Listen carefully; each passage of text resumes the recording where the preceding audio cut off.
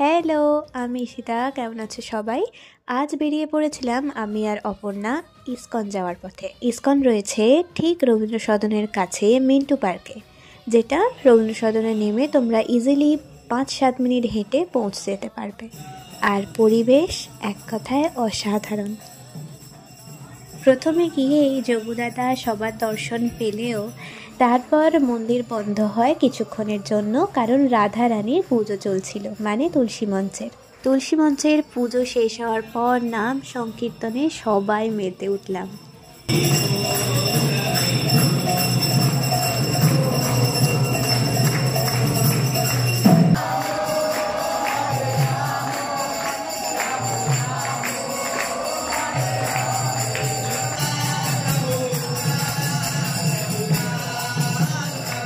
তারপর একে একে সন্ধ্যা আরতির সমস্ত পর্ব শুরু হলো।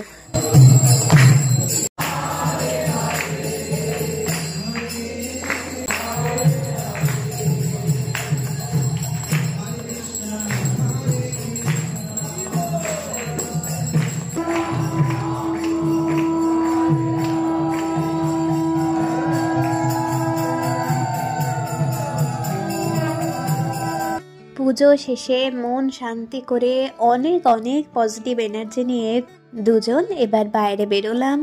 এইটা হলো ওদের এক্সিট গেট।